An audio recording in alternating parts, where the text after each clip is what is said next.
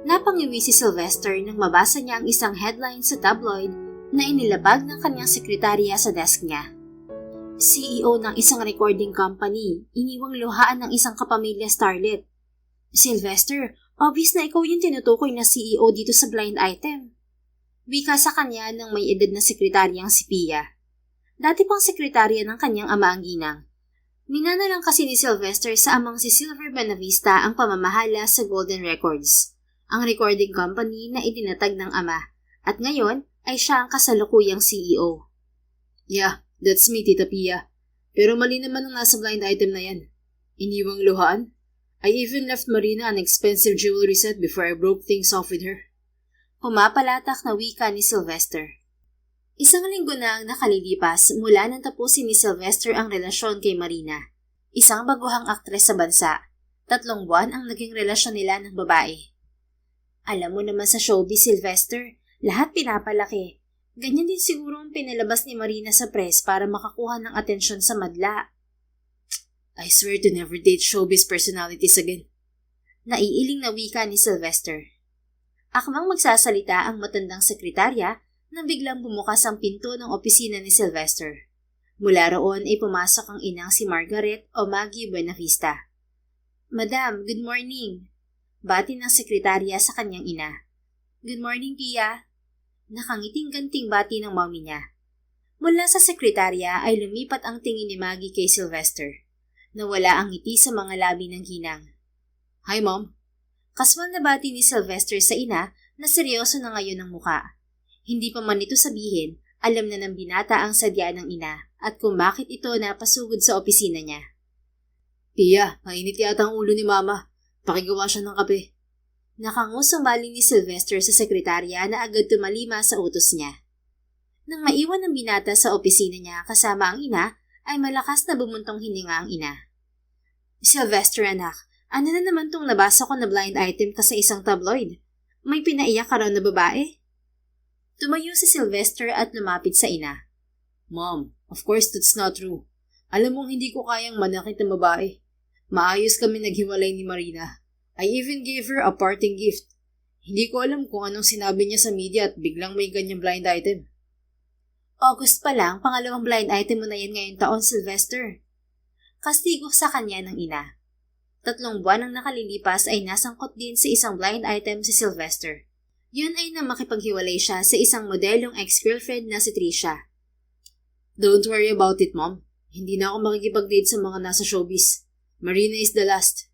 Ani Sylvester sa ina. Naningkit ang mga mata ng ginang. Bakit kasi hindi ka na magseryoso sa relasyon, Sylvester? Yung ate Marigold mo may 2 anak na. Ikaw hanggang ngayon, wala pa rin itatagal na babae sa'yo. Naririndi na ako kung sino-sino na lamang ang nababalitaan kung idinidate mo. Pangalawa at bunsong anak si Sylvester ng mag-asawang Silver at Maggie Buenavista. Panganay ang kanyang ate Marigold na ilang taon nang may sariling pamilya. Samantalang sa edad na 31 ay nananatili pa rin single si Sylvester. He has been tagged as a playboy. Dahil sa edad na yon ay wala pa siyang nagtatagal na relasyon. Mom, sinusubukan ko naman. Pero wala talaga nagtatagal eh. I guess hindi ko pa lang talaga nakikilala ang babaeng para sa akin. Katwiran ni Sylvester. Kahit anong subok niya na seryosohin ang mga babaeng nakakadate niya ay hindi niya magawa. Sa edad niyang yon ay talagang hindi pa siya handang lumagay sa tahimik. For him, 31 is too young to settle down. Gusto niya munang sulitin ang pagkabinata niya bago niya ikonsidera ang pag-aasawa. Yung mga pinsan mo halos lahat nagsipag-asawa na. Ikaw na lang ang hindi pa, iho. Kahit sikit na ubod na babaero dati, may anak na rin ngayon. Wika kay Sylvester ng ina. Mom, hindi naman ako nakikipagkompetensya sa mga pinsan ko. Wala akong pakialam kung ako na lang matirang single sa pamilya natin. I don't mind being a bachelor for the rest of my life. Sagot ng binata. Namilog ang mga mata ng ina. Aba, hindi naman ako makakapayag na hindi ka makapag-asawa, iho. Kakausapin kong pinsan mong si Alexis. Hihingin ko ang tulong niya. Ha? Anong tulong ang hihingin mo kay Alexis, Mom? Nagtatakang tanong ni Sylvester. Ang Alexis na tinutukoy nito ay ang pinsan niyang si Dr. Alexis Gallego, anak ng Tita Francine niya at Tito Angelo. May kilalang manghuhula ang pinsan mo, Sylvester. Totoo raw ang manghuhulang yon ayon kay Alexis dahil itong nakapagsabi na maikakasal last year ang pinsan mo. Gusto ko makausap ang manghuhulang yun para itanong kung kailan mo makikilala ang babaeng nakatakda sa'yo. Sagot ng kanyang ina. Napaawang ang mga labi ni Sylvester. Talaga ba nesperada ng kanyang ina at naisip nitong patulan ang mahuhula ko no nakakilala ng kanyang pinsan? Mom, I'm fine. Like I've told you, I'm not desperate to get married. Besides, hindi ka dapat naniniwala sa mga ganyan. No one can tell anyone's future. Sagot ni Sylvester sa ina. Wala namang masama kung susubukan ko, iho. Basta, kakausapin ko manghuhula na yon. Giit ng mami niya na nagpabuntong hininga na lang sa binata. Samantalang ng gabing yon, 10:00 na nakauwi si Krista sa maliit na apartment na tinutuluyan niya at ng kaibigang si Jenny. Oh, Krista, ayos ka lang? Bakit parang umiyak ka? May pag-aalalang tanong kay Krista ni Jenny. Naabutan niya ang dalaga na kumakain sa maliit na kusina ng apartment nila. Malakas na bumuntong hininga si Krista bago malungkot nang umiti. Nasisante ako sa trabaho, Jenny. Sagot niya bago nagsalin siya ng tubig at uminom. Isang waitress si Krista sa isang resto bar sa Maynila. 3 buwan na siyang nagtatrabaho sa naturang resto bar simula nang dumating siya sa Maynila 4 na buwan na ang nakararaan. Isang probinsyana si Krista, taga Siquijor ang dalaga. Sa maliit na probinsyang yun siya ay pinanganak at lumaki, kasama ang kanyang lola Siling, na siyang kumupkup sa kanya nang mawala ang kanyang mga magulang. 5 taong gulang pa lamang kasi si Krista nang mawala ang mga magulang niya, kaya ang ina ng kanyang ama na si Selina Borongan o Lola Siling ang nagpalaki sa kanya. Nang pumanaw ang kanyang Lola Siling mahigit 6 na buwan na ang nakararaan, ipinasya ni Krista na magpunta ng Maynila upang sa syudad ipagpatuloy ang buhay. Kasama niyang lumuwas ang kaibigang si Jenny. Tulad ni Krista, umaasa rin ang kaibigan na makahanap ng mas magandang kapalaran sa Maynila. Ha? Ano nangyari, Krista? Bakit nasisante ka? Nag-aalalang tanong ni Jenny. Ibinaba niya ang hawak na baso sa mesa. Paano? May customer na nabastos sa akin kanina. Itong magaling na boss namin, sa halip na ako ang kampihan, dun kumampi sa manyak na customer. Sinabi mo naman ng customer na yun na ako raw ang nangaakit sa kanya. Akala mo naman gwapo siya para akitin ko. Parang nga siyang palaka sa laki ng tiyan niya. Kung hindi ba naman siya buwang? Grabe naman yung boss mo, Krista. Pwede mong ireklamo yan ha. May napanood akong ganyang kaso sa Tulfo. Pagalit na wika ni Jenny. Nako, wag na. Ayoko ng pag-aksayahan pa yun ng oras. Matagal na rin naman ako nagchichiga sa boss kong yun eh. Bukas na bukas din maghahanap na ako ng bagong trabaho. O sige, kumain ka muna, Krista. Nagluto ako ng ginisang ampalaya na may hipon.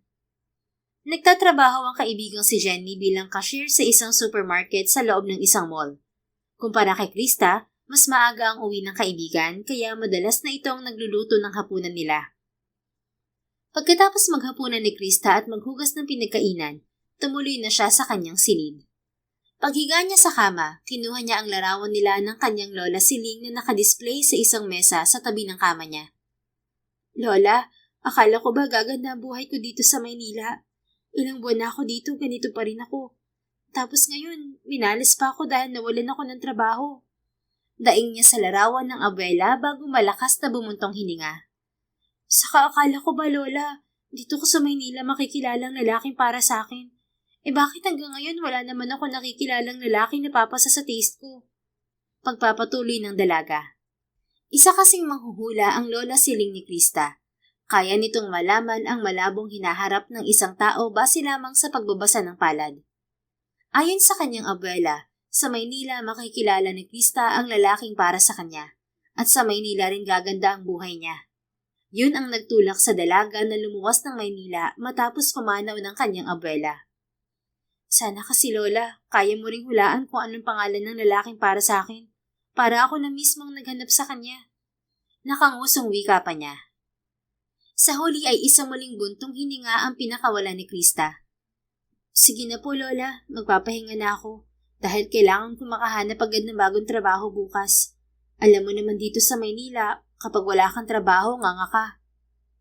Pagkatapos niyang ibalik ang picture frame sa nightstand, ay pinatay niya ang ilaw bago nahiga at ipikit ang mga mata. Kinabukasan, linggo ng umaga, Nang lumabas si Krista sa silid niya, naabutan niyang nakabihis na ang kaibigang si Jenny para sa pagpasok sa trabaho. Maaga ako ngayon kasi may meeting kami kasama ang supervisor, Krista. May almusal na dyan.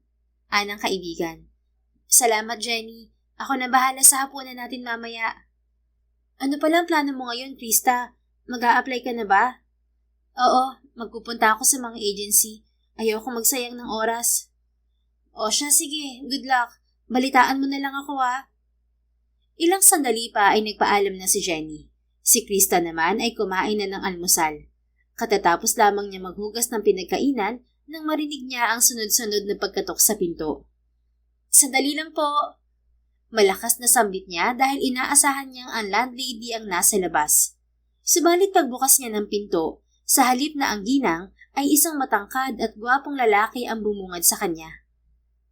Hala, may naligaw na gwapo. Bulalas ni Krista bago pa niya mapigilan ng sarili.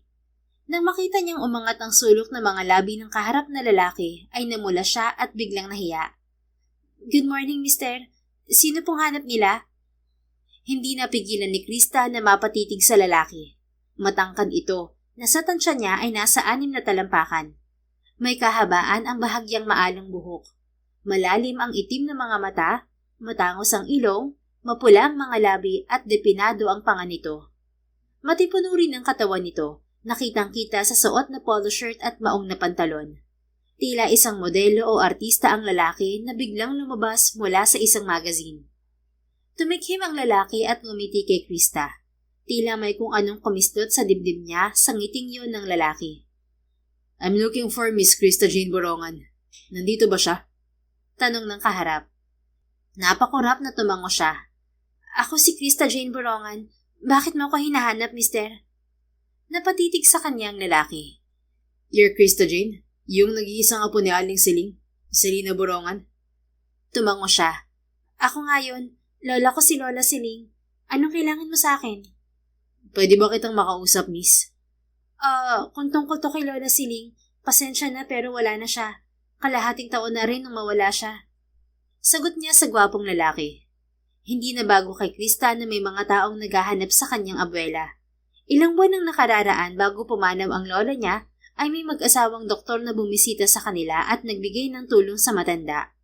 Ayon sa babaeng doktor na si Doktora Alexis Gallego, ay malaki ang naitulong ng panghuhula ng kanyang lola Siling sa buhay ng babae.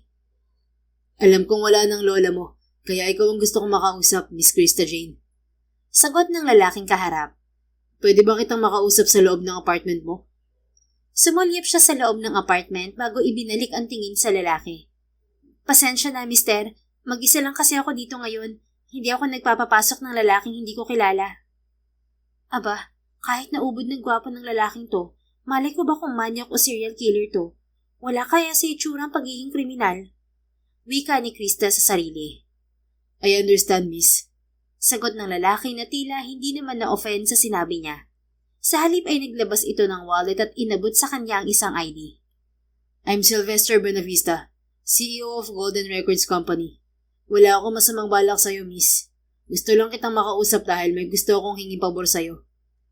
Pinagmasdan ni Krista ang driver's license ng lalaki. Kahit sa government ID ay walang kapintasan ng mukha nito. Hindi lang pala gwapo tong lalaking to. Big time din. Hala, CEO siya ng isang recording company? Ani Krista sa isip. Nang mag-angat ang dalaga ng tingin ay tipid nang ngumiti siya kay Sylvester.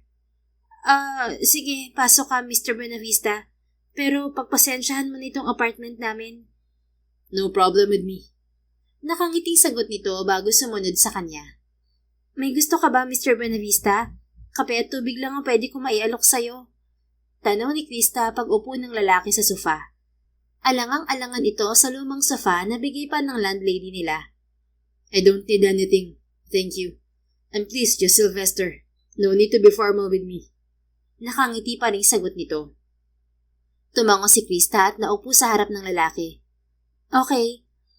Pwede ko na bang malaman kung anong sadya mo sa akin? Pasensya na, may lalakarin pa kasi ako ngayon eh. Tumango ang kaharap. I understand, Krista. By the way, can I call you Krista? Bahagya siyang umuso at tumango. Walang problema sa akin. Ngumiti si Sylvester. Thank you, Krista. Anyway, nalaman ko tungkol sa lola siling mo dahil may pinsan ako na hinulaan niya. If you remember Dr. Alexis Gallego, she's my cousin. Bahagyang napaawang ang mga labi ni Krista. Pinsan ka pala ni Doktora? Binisita ni Doktora Alexis at ng asawa niya si Lola bago siya mawala. Yeah, pinsan ko si Alexis. Yung mami ko, gusto niya sanang makaharap ang lola siling mo dahil gusto niya akong pahulaan. Ha? Ano naman ang gustong pahulaan sa'yo ng mami mo? Hindi napigilang tanong ng dalaga. Ngumuso ang kaharap. Gustong malaman ni mami kung kailan ako makakapag-asawa. Napakurap-kurap si Krista. Wala ka pang asawa, Mr. Buenavista? I mean, Sylvester? Wala pa. I've had relationships pero walang nagtagal sa mga yun. Playboy pala tong lalaking to. Kung sa bagay, hindi naman nakapagtataka dahil gwapo naman siya. Yung pangit nga ang lakas ng loob ng babae. Yung gwapo pa kaya ang hindi? Komento ni Krista sa isip. Gaya ng sinabi ko, desperada ang mami ko na pahulaan ako. At dahil wala ng lola mo, ikaw ang hahanapin niya dahil ikaw ang natitirang kamag-anak ng matanda. Sigurado akong hahanapin ka ni mami, kaya inunahan ko na siya. Pagpapatuloy ni Sylvester sa seryosong boses. Alanganing umiti si Krista. Naku, pasensya na. Hindi naman ako marunong manghula. Wala akong alam sa mga ganyan. Hindi ko naman na yung kakayahan ni Lola kaya wala akong maitutulong sa'yo, Sylvester. It's okay, Krista. Hindi naman ako nagpunta dito para magpahula sa'yo. No offense meant, but I don't believe in pseudoscience stuff. Tumango si Krista. Naiintindihan niya na hindi lahat ng tao ay naniniwala sa mga ganong klaseng bagay, lalo na yung mga lumaki sa syudad. Pero kung hindi ka magpapahula, bakit mo pala ako hinanap at gusto makausap? Tanong niya sa binata. I will bring you myself to my mother, Krista. Gusto kong hulaan mo ako sa harap niya at sabihin na 10 taon pa bago ko makilala ang babaeng nakatakda para sa akin. Napaawang ang mga labi ni Krista sa narinig. Tama ba ang dinig ko?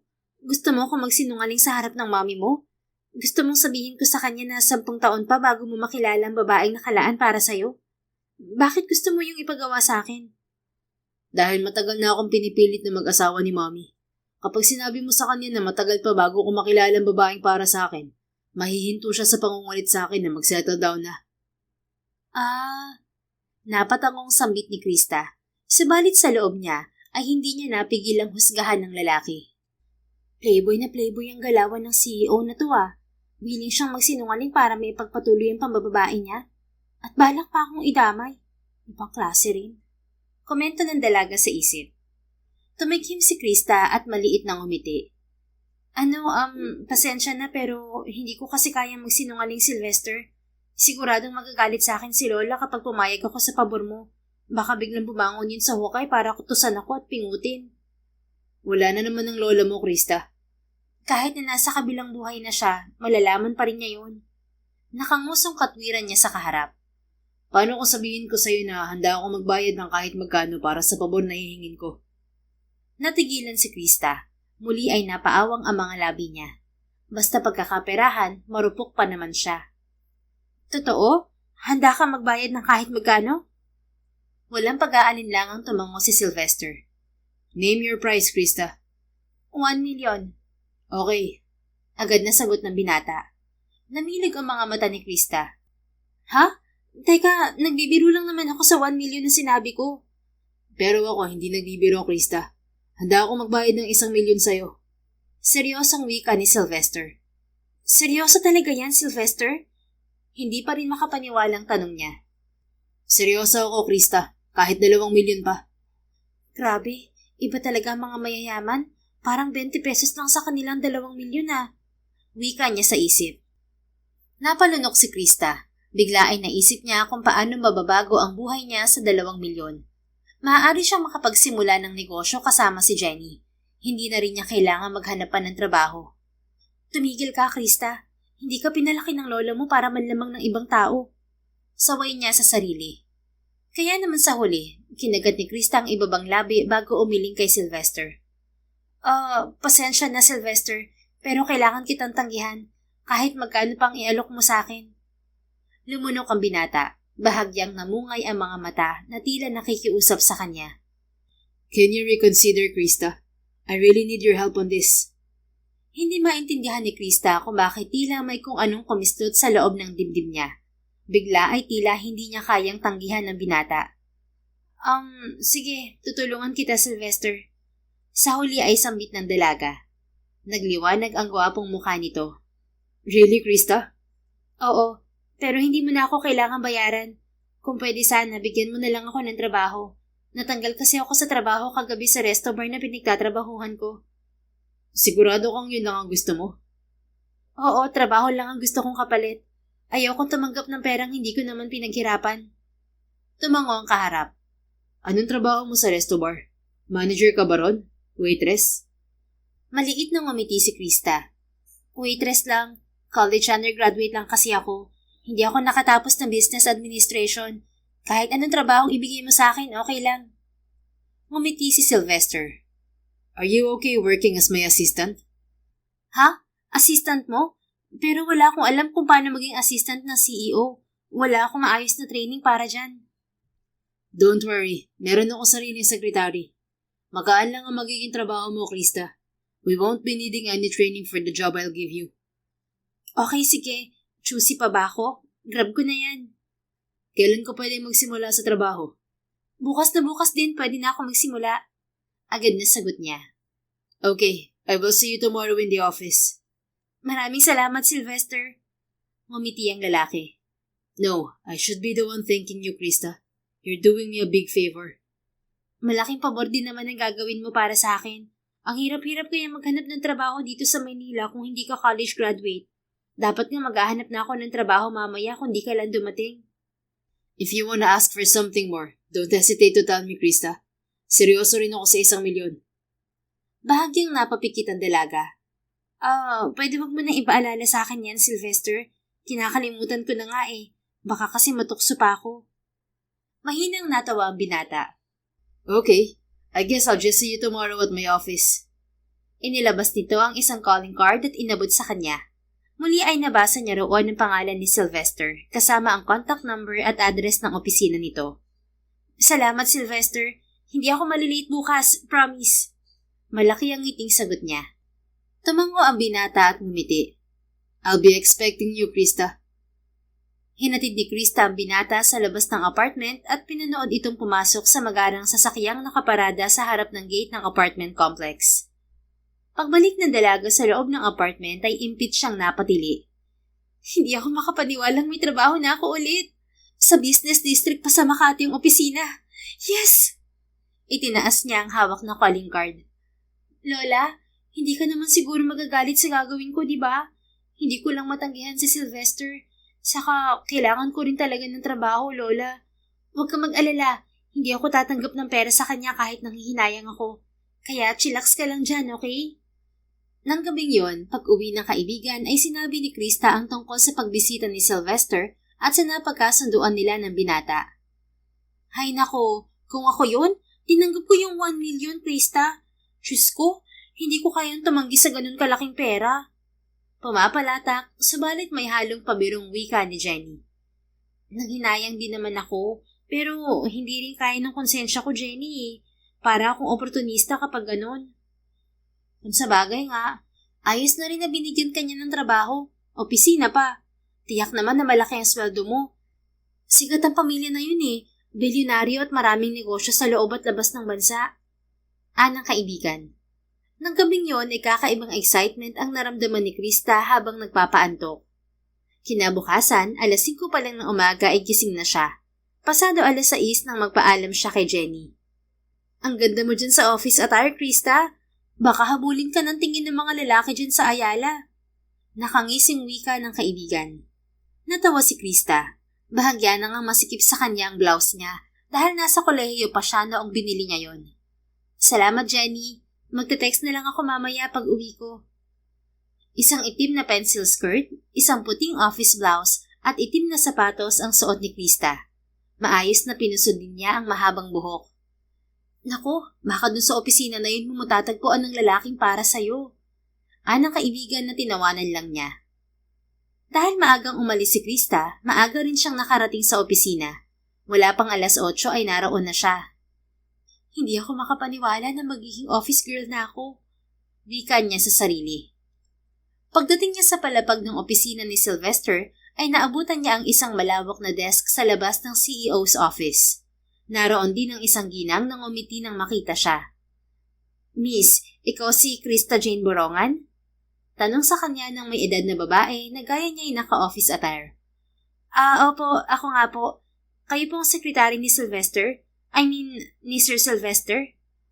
Oo, iha. Naibilin ka na sa akin ni Sylvester. Ito ang magiging mesa mo. Anang ginang at itinuro ang maliit na desk sa tabi ng desk nito. Salamat po, ma'am. Pia na lang, iha. Nakangiting anito. Krista na lang din po. Nakangiting sagot niya. Sa sumunod na mga minuto ay ini-assist siya ng ginang sa mga bagay na dapat niyang malaman sa bagong trabaho. Nag-aayos si Krista ng gamit sa desk niya nang matanaw niya mula sa bumukas na elevator si Sylvester. Kumpara kahapon ay formal na formal ngayon ang lalaki sa suot na Amerikana. Ambot, mas gwapo pa pala si Sylvester kapag naka-coat and tie. Wika ni Krista sa isip.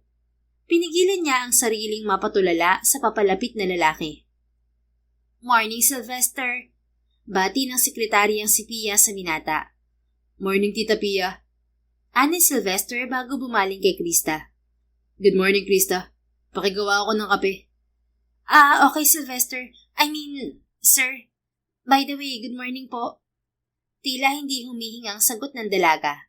Tila may kung anong bumundol sa dibdib niya nang umiti ito at magtama ang mga mata nila.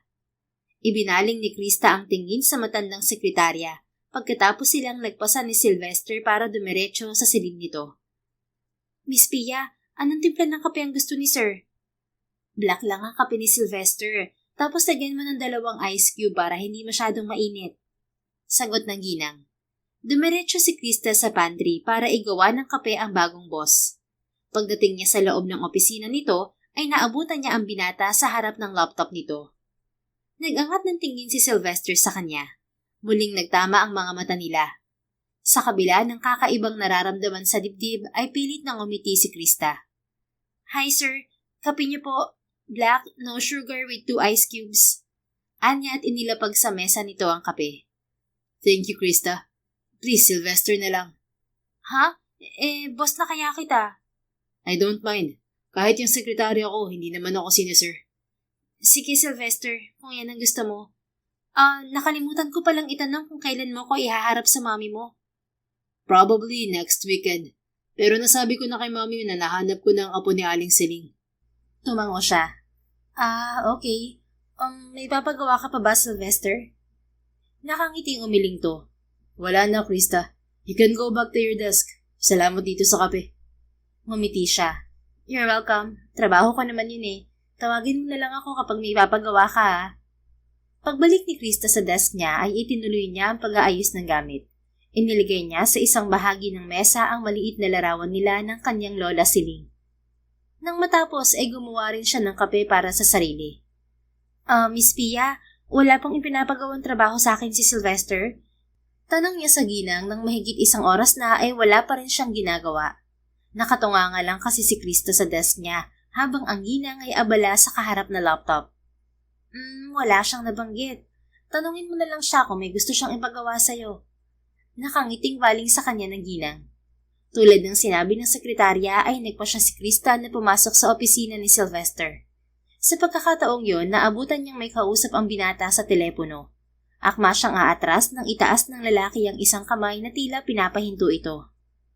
Just send me the file, Serge. Yes, thank you.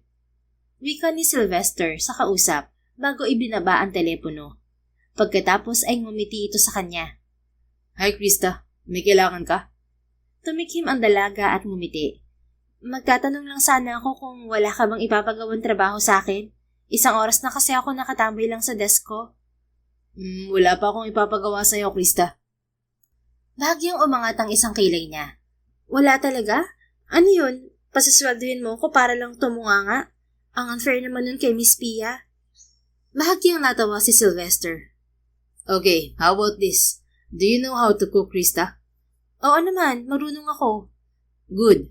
Total, ayaw mo kamang walang ginagawa. Ipagluto mo na lang ako ng lunch. May maliit na kusina dito sa opisina ko. You're okay with cooking for me? Ngumiti ang dalaga. Oo naman. Anong gusto mong kainin? Kapag Filipino food, kayang-kaya kong lutuin. Pero kapag foreign cuisine, kailangan ko pang mag-research para dyan. Kalderetang baka sana. Alam mo kung paano yung lutuin? Ay, oo naman. Kaldereta lang pala eh. Pero may ingredients ba dyan sa pantry? May malapit na supermarket sa tabi nitong building. Doon ka na lang bumili ng mga kailangan mo. Inilabas nito ang wallet at inabot sa kanya. Hala, baka mawala ko yan, Sylvester. Bigyan mo na lang ako ng cash. Nag-aalalang sagot niya. It's okay. I trust you, Krista. Tila may mainit na humaplos sa puso niya sa sinabi nito. Yun na ba ang gusto mo, Sylvester? Kaldereta? Kaldereta at kanin. Natawa siya. Siyempre, kasama na talaga yung kanin. Sige, labas na ako. You take care, Krista. Sige po, salamat. Nakangusong sagot niya, nagpipigil ng ngiti. Paglabas ni Krista ng opisina nito, nagpaalam rin siya sa sekretarya. Pagkatapos ay tumuloy na siya sa supermarket na katabi ng gusali. Ang sarap palang mag-grocery kapag hindi iniintindi ang budget. Wika ni Krista sa sarili habang pabalik sa opisina ni Sylvester. Dala niya ang pinamili niya para sa lulutuing lunch ng binata. Nasa meeting si Sylvester. Tumuloy ka na lang sa kusina dun sa opisina niya. Wika kay Krista ng matandang sekretarya pagdating niya sa labas ng opisina. Sige po, Miss Pia. Sagot niya. Pagdating sa kusina ng opisina ni Sylvester, ay inabala ng dalaga ang sarili sa pagluluto. Kulang 1 oras na siya roon at halos patapos na siya sa ginagawa nang bumukas ang pinto ng pantry. Inuluwa niyon si Sylvester.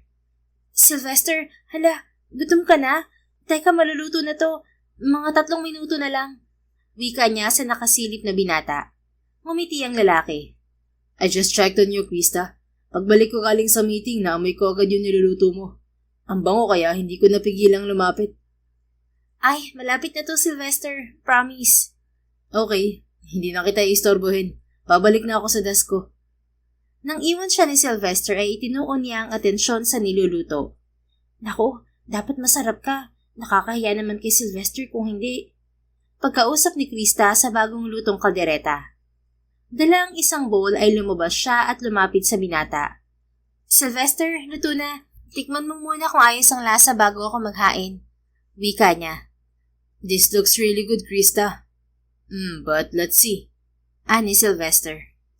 Gamit ang inabot niyang kutsara ay tinikman nito ang pagkain sa harap nito. Kumusta? Pasado ba sa panlasa mo? Nakanguso at bahagyang kinakabahang tanong ni Krista. Ang sarap. This is so good. Wow. Puri ni Sylvester. Tila nakahinga ang dalaga ng maluwag. Lumaki ang ngiti niya. Talaga? Salamat. Hindi mo naman ako binabola, no? What? No, hindi kita binabola, Krista. Masarap talaga. Anong inilagay mo rito? Ngayon lang ako nakakain ng ganito kasarap na kaldereta. Recipe kasi yan ni Lola. Nilagyan ko ng gata sa peanut butter. Wala ka namang allergy sa peanut, diba? Wala naman. Buti naman. Teka, ayusin ko muna yung mesa mo para makakain ka na. Medyo naparami din yung luto ko. Pwede ko rin bang bigyan si Miss Pia? Nakasubscribe sa meal plan si Tita Pia, Krista. Kahit na, hindi ba dapat bigyan pa rin natin siya? Ang dami naman itong niluto ko eh. Humuso si Sylvester at tumango. Yeah, you're right. Bigyan mo si Tita Pia tapos bumalik ka dito. Okay, boss. Nakangising sagot ni Krista. Agad siyang kumilos para dalhan ng pagkain ng sekretarya sa labas. Salamat, Krista. Ang sarap mo palang magluto. Puri ng ginang nang matikman nito ang pagkaing dala niya. Salamat po. Pag gusto niyo pa, marami pa sa loob. Hindi naman siguro yun mauubos ni Sylvester. Nakangiting sagot ni Krista.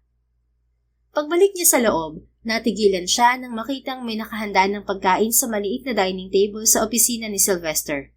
May 2 plato na rin doon, 2 baso at mga kubyertos. Hala, Sylvester, dapat hinintay mo ko. Ako na sana nag-ayos niyan. Baling niya sa binata. Umiti lang ang lalaki. It's okay, Krista. Teka, bakit 2? May kasama kang kakain? Oo, ikaw.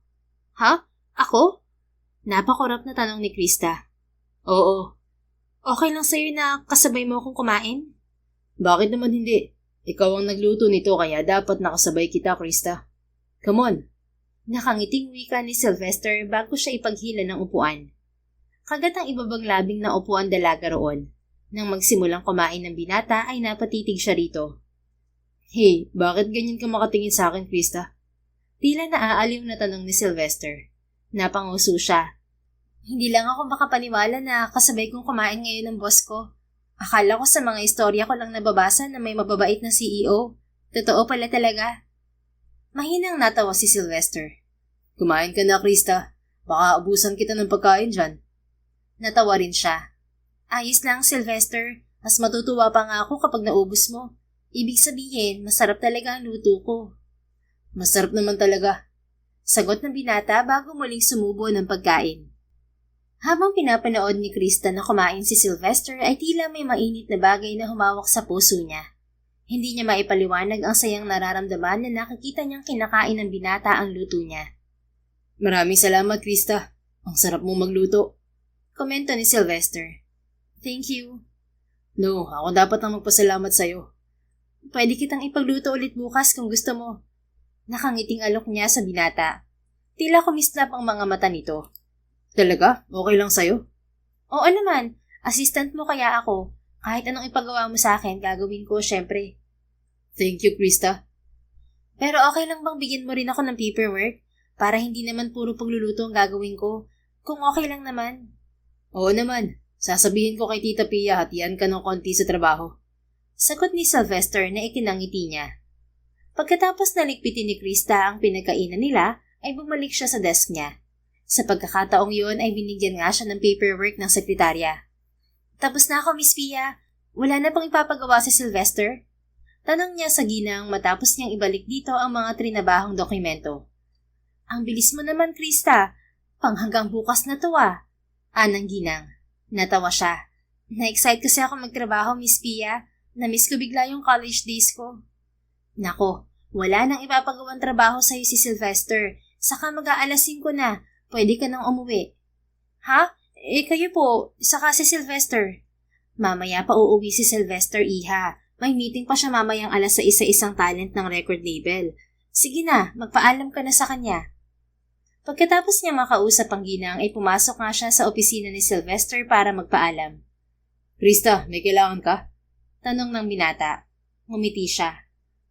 Magpapaalam lang ako, Sylvester. Sabi ni Miss Pia pwede na raw akong umuwi. Sumulyap ang lalaki sa suot na relo at tumango. Oh, mag-aalas 5 na pala. Sige na, pwede ka nang umuwi. Ikaw, Sylvester. I'll leave later. May meeting pa ako. Mauna ka na. Mag-ingat ka. Nakanguso siyang tumango. Ikaw din, Sylvester. Mag-ingat ka pag uwi mo mamaya. Thank you, Krista. Nakangiting tanong nito. Ngumiti siya sa binata bago lumabas ng opisina nito. Hanggang sa pag-uwi ni Krista ay hindi mapuknat ang ngiti sa mga labi niya. Oh, kumusta ang unang araw mo sa trabaho? Usisa sa kanya ni Jenny. Masayang ikinwento ni Krista sa kaibigan ang tungkol sa unang araw ng trabaho niya bilang assistant ni Sylvester. Alam mo, nakakatuwa yung lalaking yun. Kahit ubod ng yaman, ang bait. Tapos sarap na sarap siya sa kadereta ko, Jenny. Maligayang pagbibida niya sa kaibigan. Pinanliitan siya ng mga mata ni Jenny. Aba, kung makapagsalita ka, Krista, parang crush mo na yung bagong amo mo ah. Ngumuso siya kasabay ng pag-iinit ng pisngi. Fine, aminado akong crush ko si Sylvester. Bukod sa gwapo ay ubod ng bait din. Babaero nga lang. Nako, baka mamaya ma-inlove ka sa boss mong yan. Krista, tapos masaktan ka. Tinawanan niya ang kaibigan. Jenny, crush ko nga lang si Sylvester. Malinaw naman sa akin na langit at lupa ang pagitan namin. Basta rendahan mo yung puso mo kung ayaw mong masaktan. Oo naman. Kinabukasan, gaya kahapon, muli ay pinagluto ni Krista ng tanghalian si Sylvester. Sa pagkakataong yon ay tinolang manok naman ang nirequest ng binata. You're really good at this, Krista. Muling puri ni Sylvester habang kumakain sila. Salamat. Nakangiting sagot niya. Magaling ka magluto. Bakit hindi related sa culinary ang kinuha mo nung college? Sa malaking university lang kasi may kursong ganun. Dun sa community college sa amin, ilan lang ang kurso. Saka mas gusto ko talaga business management. Gusto ko magkaroon ng maliit na negosyo balang araw. Tumango-tango si Sylvester. Hanggang sa matapos silang kumain ay patuloy ang binata sa pagtatanong sa buhay niya sa Sikihor.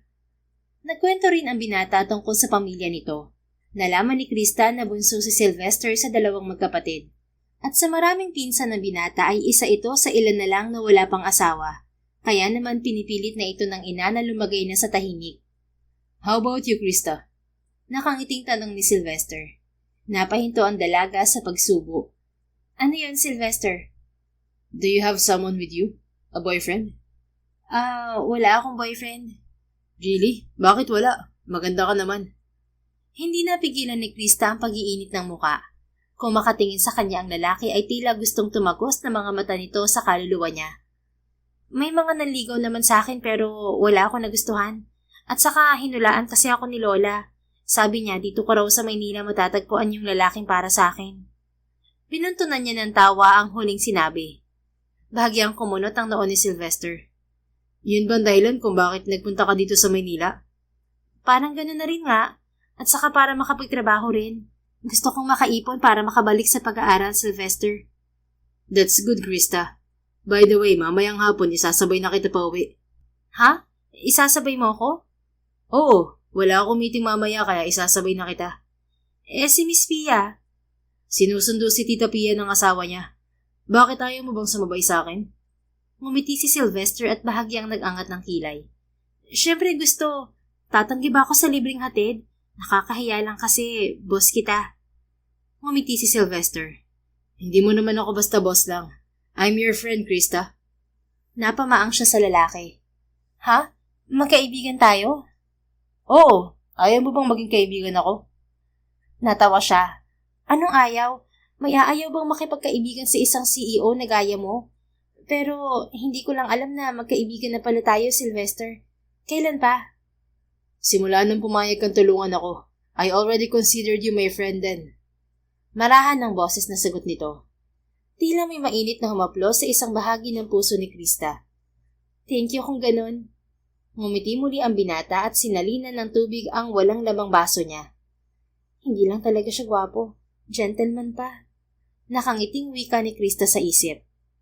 Nang hapong yon, tulad ng sinabi ng binata, ay isinabay nga siya nito pa uwi.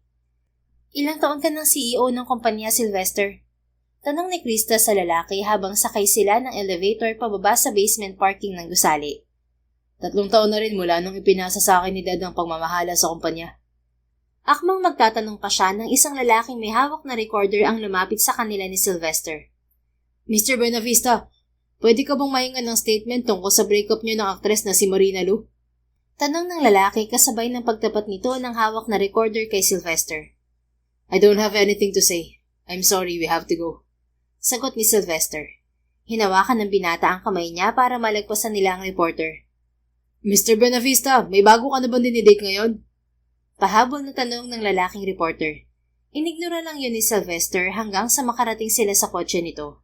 Wala sa sariling napatitig si Krista sa kamay niyang hinawakan ng binata. Pakiramdam niya ay may gumapang na kuryente roon. Tumikim si Sylvester kaya natauhang nag-angat siya ng tingin sa binata. Krista, I'm sorry about that. Okay lang, Sylvester. Pero totoo ba yung sinabi niya? Ex-boyfriend ka nung bagong artista na si Marina Lu? Ikaw yung nasa blind item na CEO na nang iwan at nanakit sa kanya? Nakita niya ang paggalaw ng Adam's apple ng binata dahil sa paglunok nito. Yeah, ex-girlfriend ko si Marina. We were together for 3 months. Ako yung tinutukoy sa blind item na ex-boyfriend niya. But I never hurt her, Krista. Maayos ako nakipaghiwalay sa kanya. Wala akong niloko sa mga babaeng nakarelasyon ko. Believe me. Ngumiti siya. Naniniwala naman ako sa'yo, Sylvester. Really? Oo, mabait kang tao, Sylvester. Sa palagay ko, hindi naman ikaw ang tipong nagpapaiyak at nananakit ng babae. Kahit na 2 araw pa lamang na nagtatrabaho si Krista kay Sylvester, pakiramdam ng dalaga ay kilala na niya ang binata. May pagkababaero man ito, hindi pa rin maitatanggi niyon ang kabutihang lalaki nito. Naniniwala din siya sa mga nababasa niya sa mga articles tungkol sa pagiging mapagmahal at loyal ng mga Buenavista sa mga partner ng mga to. Marahil hindi pa lang natatagpuan ni Sylvester ang babaeng para rito, kaya hindi tumatagal sa mga nakakarelasyon nito. Thank you, Krista. To hear that from you means a lot to me. Marahan ng boses na sagot ni Sylvester. Ngumiti siya at binaliwala ang pagwawala ng puso. Sorry din kung napagkamalanta akong babae mo. Ewan ko ba sa reporter na yon? Masyadong ma-issue. It's okay, Krista. Ako nga ang dapat na humingi ng tawad. Kasi nakita mo pa yun at narinig. Hindi, okay lang. Tila may bahid ng panunuksang umangat ang sulok ng mga labi ng binata. Ibig sabihin, ayos lang sa'yo na mapagkamal ang girlfriend ko? Bakit naman hindi? Sagot ni Krista sa isip. Subalit sa halip na yun ng sabihin kay Sylvester, ay iba ang lumabas sa bibig niya. Ha? Siyempre hindi. Nakakahiya naman sa'yo. Bakit naman nakakahiya, Krista? Siyempre, CEO ka tapos papatol ka sa assistant mo lang. Hindi ka lang assistant, Krista. You're my friend. At hindi naman ako tumitingin sa estado ng buhay ng isang tao. Hindi niya napigilan ang ngiting sumilay sa mga labi. Yung tanong ko pala kanina, bakit recording studio ang kumpanya niyo? Dating musikero si Dad. Dati siyang miyembro ng banda. Actually, ako rin. Namilog ang mga mata ni Krista. Hala, musician ka pala, Sylvester. Di magaling kang kumanta. Gitarista ako sa banda namin dati, pero marunong din akong kumanta. Wow, sample naman dyan. Magkaibigan naman kamo tayo, di ba? Natawa ang binata. Anong gusto mong kantahin ko? Ito na lang tugtog sa radyo. Sikat to kaya siguradong alam mo. Kasalukuyang tumutugtog sa radyo ng sasakyan ang kantang Passenger Seat ni Stephen Speaks. Inihahanda pa lang ni Krista ang sarili sa pagkanta ni Sylvester ay narinig na niya ang malamig na boses nito. Tinapik-tapik nito ang manibela habang sinasabayan ang kanta sa radyo. Nang mga sandaling yon, tila kinikiliti ang dibdib ni Krista. Yun ang unang pagkakataon na nagwala ng ganoon ang puso niya dahil sa isang lalaki. So how was it, Krista? Tanong ni Sylvester na hindi niya namalayang tapos na pala sa pagkanta. Napalunok ang dalaga bago malawak ng ngumiti. Oh wow, Sylvester, ang ganda ng boses mo. Thank you, Krista. Hindi na ako magtataka kung bakit ang dami mong babae. Big time ka, gwapo, tapos ang ganda pa ng boses mo. Parang kahit sino matutunaw sa'yo eh. Ngumisi ito. Natunaw ka ba sa boses ko? Muntik na. Pabirong sagot niya kahit ang totoo ay malapit yun sa katotohanan. Natawa si Sylvester at sumulyap sa suot na relo. Nagugutom na ako, Krista. Pwedeng kumain muna tayo ng dinner. I know a good restaurant nearby. Ha? Niyayaya mo ako mag-dinner? Nabiglang tanong niya. Kung okay lang sa'yo. Ako itong lagi mong pinagluluto ng lunch, kaya ako naman ang babawi ngayon. Sige ba, hindi ko tatanggihan yan, Sylvester. Lumawak naman ang ngiti nito. Tulad ng napagkasunduan nila, dinala siya ni Sylvester sa isang restaurant. Kumusta ang lasa, Krista? Tanong sa kanya ng binata sa gitna ng pagkain nila. Lumunok si Krista bago nagsalita. Ang sarap ng pasta nila. Sa totoo lang, ngayon lang ako nakakain ng ganitong pasta. Filipino-style spaghetti at carbonara lang ang madalas kong kainin eh. Alam mo na, di ko naman afford ang ganitong restaurant. Tamang Jollibee lang kami ng kaibigan ko kapag sweldo. Ngumiti ang binata. I'm glad you liked it. Kung gusto mo pa, pwede pa tayo mag-order ulit. Ngumuso siya. Talaga? Of course. Sylvester, nakakahiyaman pero sasamantalahin ko na yung libre mo. Pwede kong ipabalot na lang yung susunod na order ko.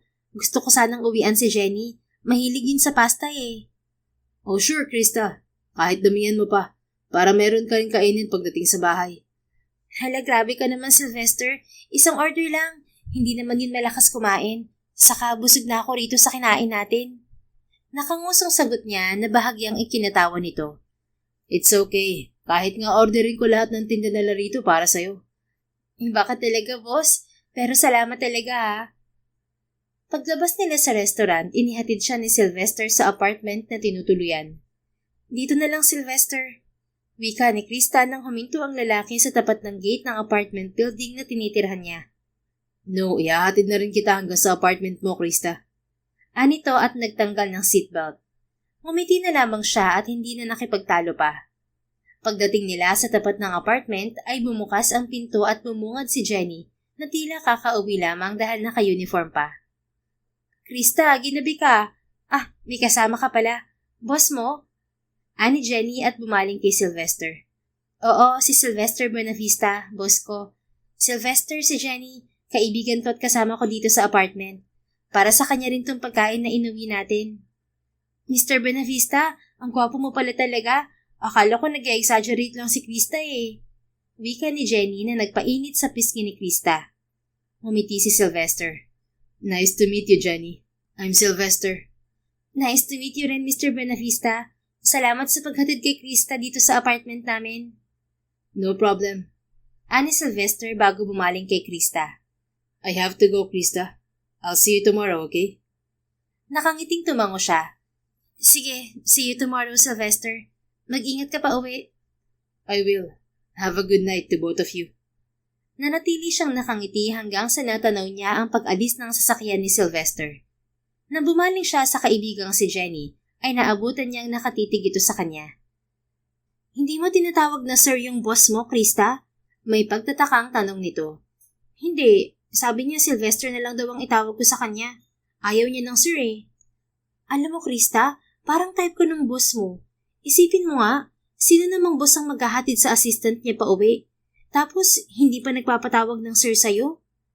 Natawa si Krista. Ano ka ba, Jenny? Huwag mo nga bigyan ng kahulugan yung kabaitan ni Sylvester. Si Miss Pia, ganun din naman ang tawag sa kanya. Ganun lang siguro talaga yung tao. Imposible ako magustuhan nun. Ang layo ng agwat naming dalawa, no? Yung mga tipo nun, gaya ng artista na si Marina Lu. Alam mo bang ex niya yun? Oo naman. Nabalitaan ko yun sa news. Pero maganda ka rin naman, Krista. Ikaw kaya ang pinakamaganda sa buong probinsya natin. Teka, naalala mo ba yung hula ni Lola Celine? Paano kung yung si Mr. Buenavista pala ang lalaking para sa'yo? Isang parte ng puso ni Krista ang kumislot sa ideyang si Sylvester ang lalaki para sa kanya. Subalit agad din yung sinaway ng rasyonal na parte ng isip niya. Hindi si Sylvester ang lalaking yun, Jenny. Saka may pagkababaero yung boss kong yun. Ayaw ko mag-asawa ng ganung lalaki. Oh, talaga ba? Bakit parang lumalalim na yata yung nararamdaman mo dun sa Sylvester na yun? Yung mga mata mo kumikislap kanina eh. Nakikipagpaligsahan sa mga between, girl. Obvious na obvious. Crush ko lang si Sylvester, Jenny. Hanggang dun lang ang nararamdaman ko sa kanya. Alam ko naman kung hanggang saan lang ang lugar ko. Giit ni Krista sa kaibigan. Kainin mo na nga lang tong pasalubong namin sa ni Sylvester. Pangmayaman ng lasa nito. Sinabi mo yan ha? Sige tara na nang makatikim din naman ako ng pangmayaman na pasta. Nagtawanan sila at dumiretso sa kusina. Samantala, habang pauwi si Sylvester sa condo unit niya sa Buenavista Tower, ay nakatanggap siya ng tawag mula sa pinsang si Alexis. Hey, doktora, napatawag ka. Bati ni Sylvester sa pinsang nasa kabilang linya. Hi, Sil. Itatanong ko lang kung nahanap mo na ba yung apo ni Lola Celine. Alam ng pinsan na hinahanap niya ang apo ng mahuhula, sabalit walang alam si Alexis sa hihingin niyang pabor kay Krista. Oo, nandito siya sa Maynila. Wow, buti naman. Kumusta? Marunong din ba siyang mahula gaya ng lola niya? Sa halip na sagutin ang tanong ng pinsan ay tumikhim si Sylvester. Alexis, total naniniwala ka na ngayon sa mga ganyang bagay. Naniniwala ka na rin ba sa gayuma? Ha? Gayuma? Bakit mo naman naitanong yan, Sil? Muli ay tumikhim siya. Well, there's this girl that I asked to cook for my cousin. Then pagkatapos kong kumain ng luto niya, bigla na lang hindi na siya maalis sa isip ko. I kept on thinking about her, Dr. Alexis. Her face, her smile, everything about her. Kapag ipinipikit ko mga mata ko, siya lang ang nakikita ko.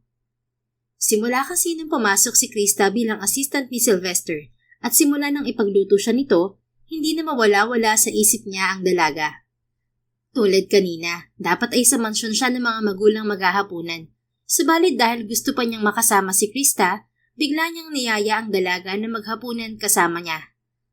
Teka nga, bakit mo muna inutusan ng babae niya na ipagluto ka? Chef mo ba siya? Ani Alexis sa kabilang linya. No, but this girl is my newly hired assistant. Wala akong maipagawa sa kanya kaya inutusan ko siyang ipagluto ako. Besides, I'm curious how well she cooks. Narinig niya ang palatak ng pinsan. So iniisip mo na ginayuma ka ng babaeng yan kaya hindi siya mawala-wala sa isip mo. Baka naman una pa lang talaga gusto mo na siya, Sylvester. In denial ka lang kaya inakala mo ginayuma ka niya. Natigilan si Sylvester sa sinabi ng pinsan. Bigla ay bumalik sa kanya ang unang pagkikita nila ni Krista. Hindi niya makalimutan na muntik na siyang matulala nang unang makaharap ang babae sa apartment nito. At habang nakikilala at nakakasama niya si Krista, Hindi lang lalong gumaganda ang babae sa mga mata niya. Tila ayaw na niyang mawala ito sa paningin niya. Hindi naman talaga niya kailangan ng assistant. Pero ewan ba niya at naisipan niyang gawin tong assistant? Yun ang unang beses na nakaramdam siya ng ganoong kasilhing emosyon para sa isang babae. Ni hindi siya nagkaganoon sa mga dating naging karelasyon niya. Hindi ka ginayuman ni Krista, Sylvester. In love ka sa kanya. Wika sa kanya ng isang bahagi ng isip. Napalunok si Sylvester sa realisasyong yon. Hinintay niya ang paglukob ng takot sa dibdib niya. Subalit sa halip na takot, isang ngiti ang kusang gumuhit sa mga labi niya. Tila may mainit na bumalot sa puso niya habang inaalala ang magandang muka at ngiti ni Krista. At hindi na siya makapaghintay muli na makita ang dalaga kahit nakahihiwalay lang nila kanina. Sylvester, nandyan ka pa ba? Untag ng pinsang si Alexis. Yes, I'm here, Alexis. Anya sa kausap. And you're right, hindi ako ginayuma. Narinig niya ang mahinang tawa ng babae. Sylvester Benavista, tanggap mo ng in love ka na. Hindi ka na pala kailangan ni Tita Maggie na pahulaan pa eh. Teka, sino pala yung babaeng nakasungkit ng puso mo ha? Kinagat ni Sylvester ang ibabang labi, subalit hindi pa rin napigil niyon ang ngiting sumilay ron. I'll tell you about her some other time, Alexis. Wag mo rin munang banggitin kay Mommy. Baka lalo ako maapurahin nun. Sigurado siyang magugulat ang pinsan kapag nalaman nitong ang babaeng tinutukoy niya ay apo ng matandang mahuhula. So, sinisikreto mo pa. Bilisan mo nang dumiskarte at inip na si Tita Maggie na mag-asawa ka. Ani Alexis. Natawa si Sylvester. Parang kailan lang ay ayaw niyang marinig ang salitang pag-aasawa. Subalit ngayon ay nakikita na niya ang sariling naghihintay kay Krista sa altar ng simbahan. Samantala, kinabukasan, muli ay ganadong pumasok si Krista sa trabaho. Sylvester, anong gusto mong iluto ko ngayon? Tanong ng dalaga sa lalaki nang dalhan niya ito ng kape. You won't be cooking for me today, Krista. Ay, bakit? Sawa ka na sa luto ko? Naibulalas niya bago pa napigilan ng sarili. Bahagyang nanlaki ang mga mata ni Sylvester. Ako magsasawa sa luto mo? Malabo yata mangyari yan, Krista. Napangiti siya sa sinabing yun ng lalaki. Tila may humaplo sa puso niya. Hindi tayo dito sa opisina magtatanghalian, kaya hindi mo ako ipagluluto. I have a luncheon meeting outside. At isasama kita, Krista. Namilog ang mga mata niya. Isasama mo ako sa meeting mo? Hindi si Miss Pia? May trabaho akong pinapatapos kay Tita Pia. Sylvester, first time ko to. Baka mabagal ako mag-take notes. Ngumiti ang binata. You don't have to take notes, Krista. You just have to be with me.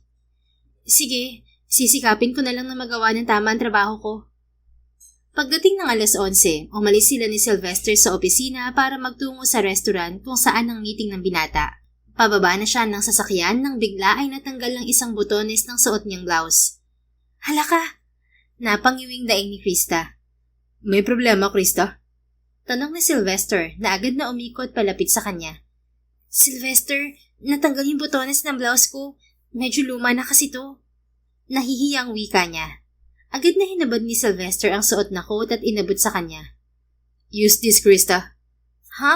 Paano ka? May meeting ka. Ngumiti ang binata.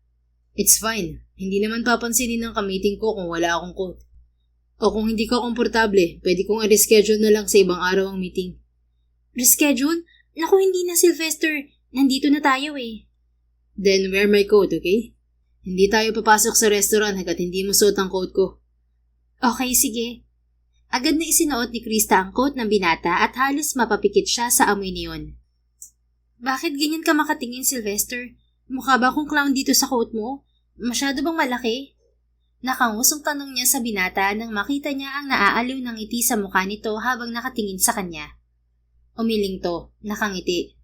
No, Krista. Bagay nga sa'yo yung coat ko. Talaga ba? Aha, bagay na bagay. Sagot nito sa mas masuyo pang tono. Binaliwala ng dalaga ang pag-iinit ng muka. Tara na Sylvester, baka naghihintay na yung ka-meeting mo. Mabagal itong tumango bago inalis ang tingin sa kanya. Yeah, let's go, Krista. Magkaagapay sila ng binata na pumasok sa restaurant. Pagdating nila sa pribadong silid niyon ay naroon na ang ka-meeting ni Sylvester. Halos kasing edad ni Sylvester ang lalaking ka-meeting nito. Guwapo rin ang binata at pormal ang suot. Sylvester, hindi mo naman sinabi sa akin na isasama mong girlfriend mo sa meeting natin. Nakangising wika ng lalaki. May naaaliw ng ngiti sa labi nito nang sumulyap kay Krista. Habang nasa biyahe sila kanina ay nabanggit ni Sylvester na head ng isang entertainment company ang kamiting nito. Ay, hindi po ako girlfriend ni Sylvester. I mean, ni Sir Sylvester. Assistant niya lang po ako. Mabilis na pagtatama ni Krista bago pa makapagsalita ang boss niya. Ah, my bad. Akala ko girlfriend ka ni Sylvester. Nakangiting wika ng lalaki. Tumikim si Sylvester. Krista, this is Marcus Serrano, entertainment head ng Diamond Entertainment. Marcus, this is Krista, my assistant. Nice to meet you, Mr. Serrano.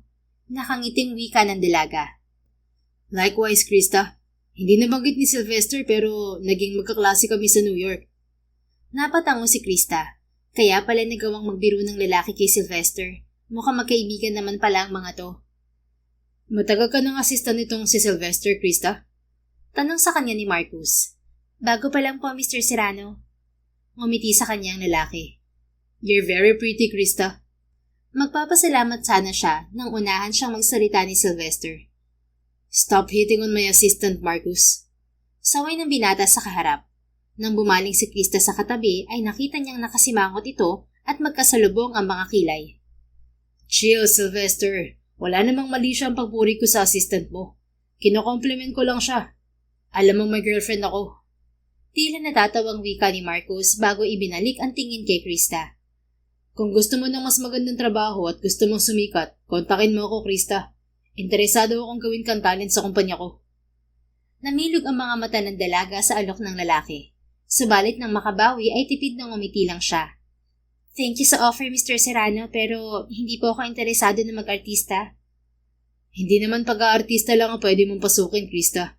You can be a model. Sa ganyang mukha, siguradong marami kang magiging endorsement. Ani Marcus Serrano. Bago pa makasagot ang dalaga ay nagsalita muli si Sylvester.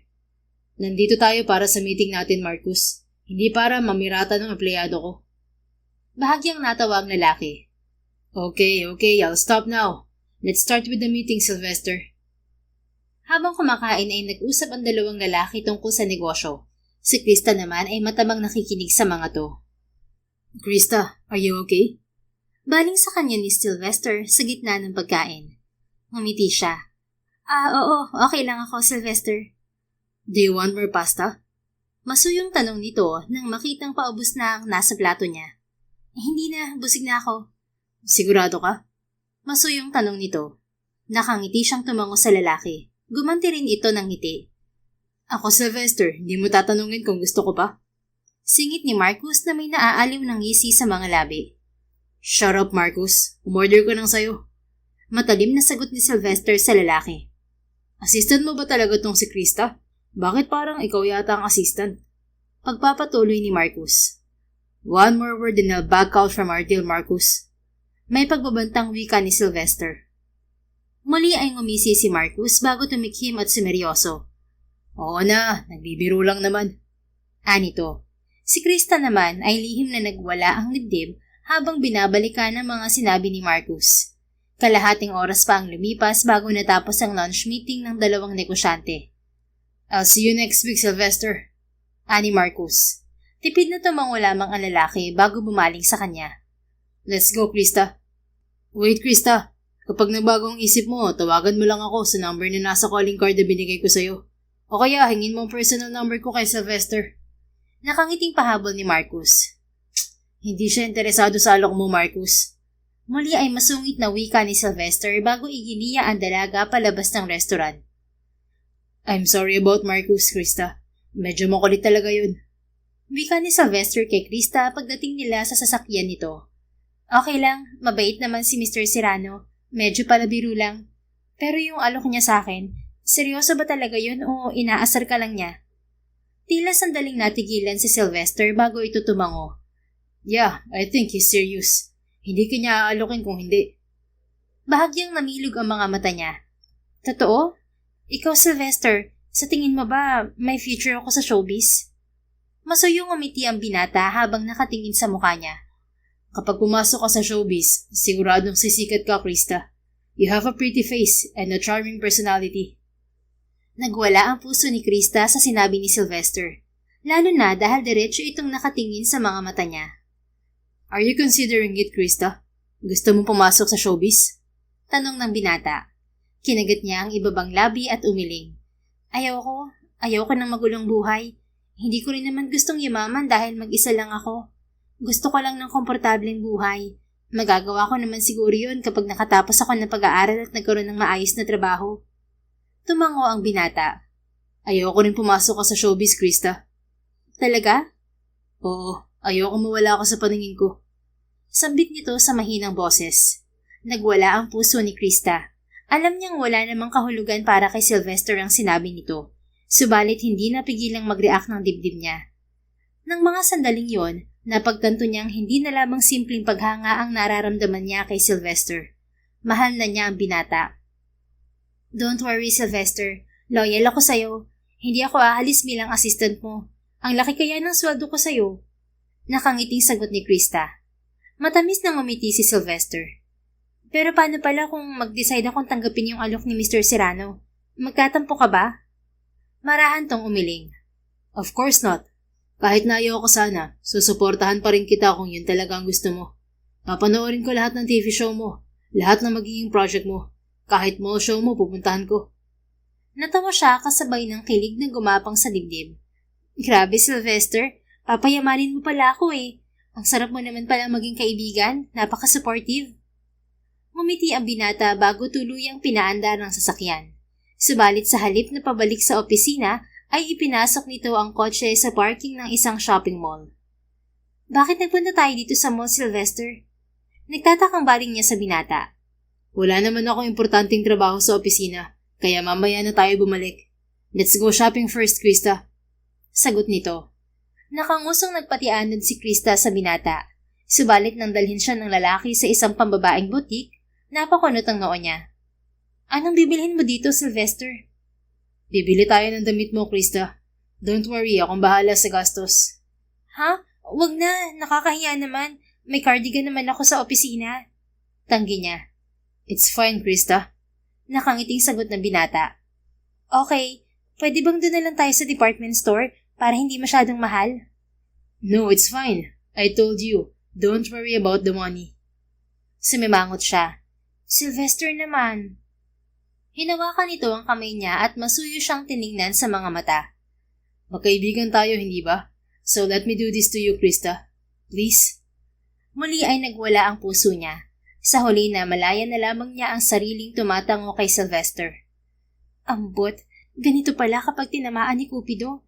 Kahit sabihin siguro niyang lumuhod ako sa harap niya, gagawin ko. Napapailing na wika ni Krista sa sarili.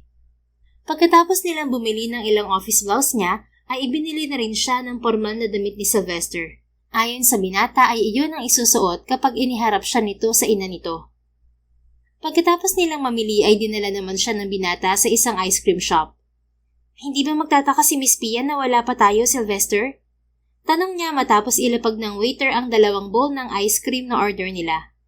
Don't worry about her, Krista. Nag-message ako kay Tita Pia kanina. Sagot ng binata. Kumindat ito sa kanya bago sumubo ng ice cream. Nasamid si Krista kahit hindi pa niya nagagalaw ang sariling pagkain. Krista, okay ka lang? May pag-aalalang tanong ni Sylvester. Oo, nasamid lang. Namumulang sagot niya at pasimpleng nag-iwas ng tingin. Diyos ko, ang gwapo niya. Paano ba to? Isang kindot pa niya hihimatay na siguro ako. Wika ni Krista sa isip. Are you sure? Bakit parang namumula ka? Tanong ng binata. Pilit siyang umiti. Ayos lang talaga ako, Sylvester. Yung mga binili mo para sa akin, ibawas mo na lang sa mga susunod na sweldo ko. No need, Krista. Lumabi siya. Grabe naman, magkaibigan lang tayo tapos ganito ka nakagalante. Paano ka kaya sa mga naging girlfriend mo? Lahat siguro ng gusto nila binibigay mo, no? Tumikhim ang binata. Not all, Krista. But every time I break up with them, I give them something that I know would make them happy. Eh di galante ka nga. May pa-breakup compensation ka eh. Kahit di pera yun. I'm sure mamahalin ang iniiwan mo sa kanila. Paano pa kaya kapag na-inlove ka na, no? I mean, kapag nakilala mo na yung babaeng magpapatibok sa puso mo. I will give her everything, Krista. Sagot ni Sylvester habang diretsyong nakatingin sa mga mata niya. Lahat ng bagay na magpapasaya sa babaeng mahal ko, ibibigay ko sa kanya. Lahat ng gusto niya, lahat ng kahilingan niya. Gagawin ko lahat para matupad ang mga yun. Tila may pagsisising ngumiti si Sylvester bago nagpatuloy. Hihingi rin ako ng tawad sa kanya dahil nagkaroon ako ng maraming karelasyon bago siya dumating sa buhay ko. I don't think I deserve her, but I will do everything to deserve her, Krista. Gagawin ko lahat para maging karapat-dapat akong lalaki para sa kanya. Ang swerte naman talaga ng babaeng yan, Sylvester. Mahinang sambit niya. I believe I'm the lucky one here, Krista. Akong higit na maswerte kapag minahal na rin niya ako. Sagot ni Sylvester. Ngumiti si Krista sa kaharap kahit na tila may pumiga sa puso niya. Alam naman kasi niya na malabong maging siya ang maswerteng babaeng yon. Maswerte ka pa rin kahit papano, Krista, kasi nakilala mo at naging kaibigan si Sylvester. Pampalubag loob sa kanya ng isang bahagi ng isip. Lihim na sumang-ayon si Krista sa isip. Kahit na alam niyang masasaktan siya sa huli dahil sa damdamin niya kay Sylvester, hindi niya pagsisisihan na minahal niya ang binata. Sana ganyan din ang nasa isip ng lalaking para sa akin, Sylvester. Sana masabi rin niyang swerte siya sa akin. Hindi napigilang wika niya. Sigurado ako na ganyan ang nasa isip niya, Krista. He is indeed very lucky to have you.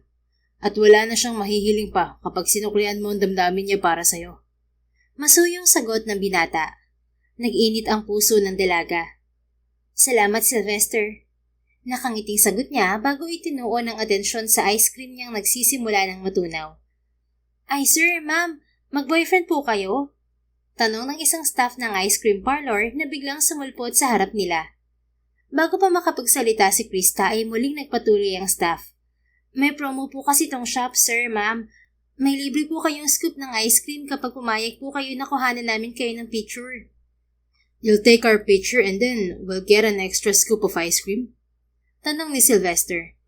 Dapat po sweet kayo ni ma'am, sir. Yun pong nakahalik kayo sa pisngi niya o kaya siya sa pisngi mo. Sagot ng staff. Namilog ang mga mata ni Krista. Bago pa niya sabihin sa staff na wala silang relasyon ni Sylvester, ay narinig na niya ang binata. My girlfriend and I will do it, miss. Come on, baby. Dito ka sa tabi ko. Nag-init ang mukha ni Krista. Naghuramento ng husto ang puso niya. Ano tong ginagawa ni Sylvester? Bakit nagpapanggap siyang may relasyon kami? Tanong niya sa isip. Palihim na pinanlakihan niya ng mga mata ang lalaki. Subalit matamis na ngumiti lang to sa kanya. Come on, baby. Huwag ka nang mahiya. Ayaw mo ba ng isang scoop ng ice cream?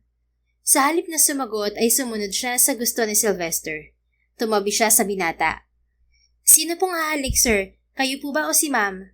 Tanong ng staff. Nakatapat na sa kanila ang Polaroid camera na hawak nito. Ako na lang, miss. Mahihain tong girlfriend ko eh. Sagot ni Sylvester. Kasunod niyon ay naramdaman ni Krista ang paglapat ng malambot na mga labi nito sa pisngi niya. Tila pansamantalang huminto ang tibok ng puso ni Krista. Nag-init din ang buong mukha niya at pakiramdam niya ay tila hihimatayin siya. Salamat po, ma'am, sir. Ipapasunod ko na lang po yung free ice cream nyo. Wika ng staff na umalis para puntahan ng ibang customer. Krista, are you okay? I'm sorry but did I offend you? Masuyong baling sa kanya ni Sylvester. Tumikim siya at pilit na umaktong normal sa kabila ng nararamdaman. Hindi naman, Sylvester, pero bakit ginawa mo yun? Sayang kasi yung libreng ice cream.